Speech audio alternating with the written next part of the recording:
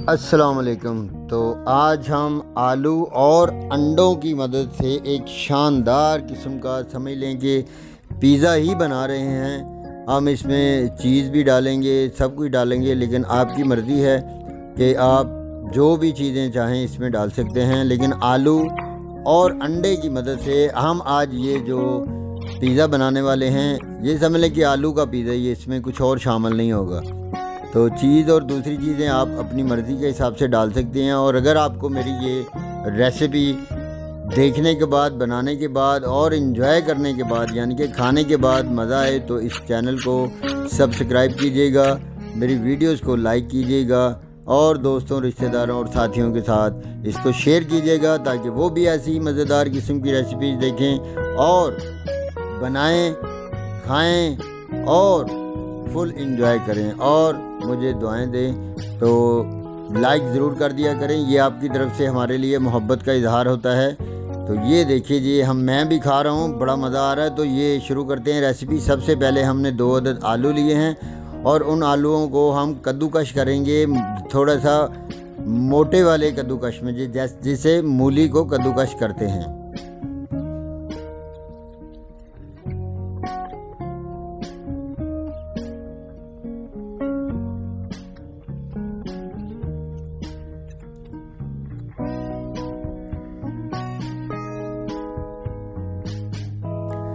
तो लीजिए, साथ दोनों के दोनों आलू हमने कद्दूकश कर लिए हैं। अब हम इसमें पानी डालकर इसको अच्छी तरह धो लेंगे, 2-3 दफ़ा पानी डालकर, ताकि आलूओं का जो स्टार्च होता है, जो इसकी जो उसके साथ होती है चिपचिपाहट सी, वो ख़त्म हो जाए। तो अब हम इसको स्ट्रेन कर लेंगे अच्छी तरह। अच्छे से स्ट्रेनर के साथ स्ट्रेन करेंगे और इसको अच्छी तरह पानी को रिजॉल्व कर लेंगे, इसमें से डिज़ोल्व कर देंगे, निकाल लेंगे निचोड़ के अच्छी तरह।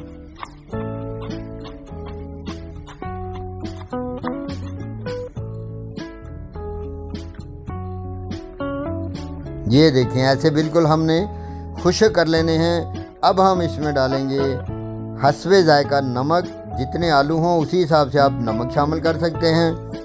और इसमें मैं शामिल करूंगा काली मिर्च का पाउडर। आप गरम मसाला भी इस्तेमाल कर सकते हैं, चाहें तो ना इस्तेमाल करें, कोई मसला भी नहीं है। अब इसमें हम शामिल करेंगे 5 चम्मच मैदे के, या अगर आपके पास स्टार्च है तो वो इस्तेमाल कर लें, अगर नहीं तो आप 5-6 चम्मच आटे के भी इस्तेमाल कर सकते हैं। अब अच्छी तरह इसको मिक्स करेंगे।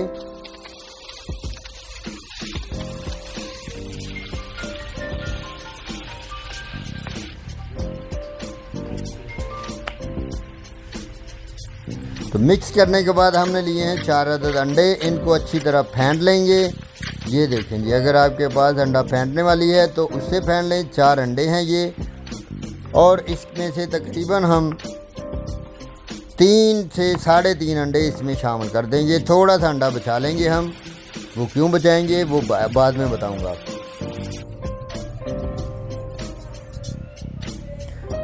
अब इनको भी अंडों को इनके साथ अच्छी तरह मिक्स कर लेंगे।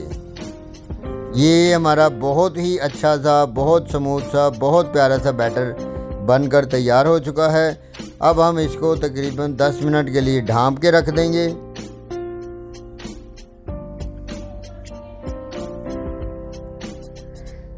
इतनी देर में ये हमारे पास चीज़ है। चीज़ को हम अच्छे से ज़रा छोटे वाले कद्दूकश पे रगड़ेंगे, बड़े पे भी रगड़ सकते हैं, लेकिन छोटे पे रगड़ेंगे ताकि जल्द ही ये मेल्ट हो जाए। ये मैंने ली है 400 ग्राम, 200 ग्राम चीज़। आप 100 ग्राम भी ले सकते हैं, चाहें तो ये ऑप्शनल है, आप चीज़ ना भी डालें तो कोई मसला नहीं है।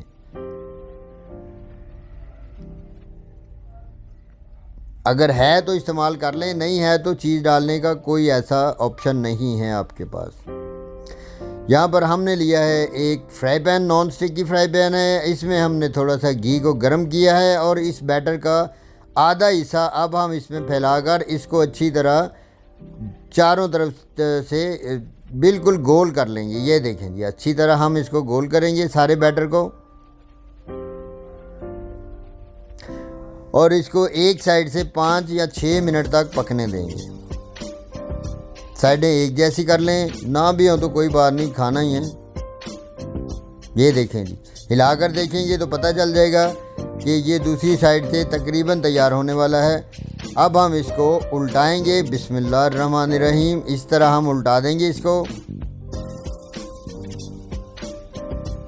और दूसरी तरफ से भी 3-4 मिनट 5 मिनट तक पकाकर इसको अब हम बाहर निकाल लेंगे। ये देखें जी, हमने इसको प्लेट में अलग से निकाल लिया है।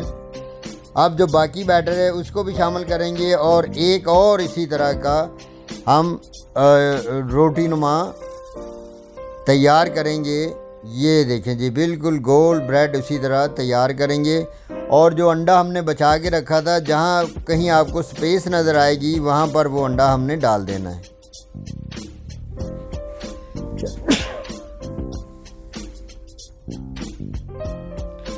अब हमने इसको पलटा लिया और यहाँ पर अब हम इस पर लगाएंगे पिज़्ज़ा सॉस। अगर आपके पास पिज़्ज़ा सॉस नहीं है तो आप खाली केचप भी लगा सकते हैं, मायोनीज है तो वो लगा सकते हैं। जो भी चीज़ आपके पास अवेलेबल है वो आप इस्तेमाल कर सकते हैं। यहाँ पर इसके ऊपर अब हम डालेंगे चीज़, जो कि हमने उसको कद्दूकस किया था। ये देखें जी, इसको बिल्कुल दरमियान में हमने चीज़ को डालना है, किनारों पे नहीं डालना, वरना किनारों पे जो जब जाती है तो फिर ये चिपट जाती है किनारों के साथ। तो मेरे पास स्लाइसेस थे तो वो स्लाइसेस चीज़ के मैंने काट लिए थे। अगर आपके पास हैं तो ठीक है, नहीं है तो ऑप्शनल है, ना डालें। तो ये चीज़ के जो मैंने पीस किए थे वो भी इसी के ऊपर रख दिए हैं।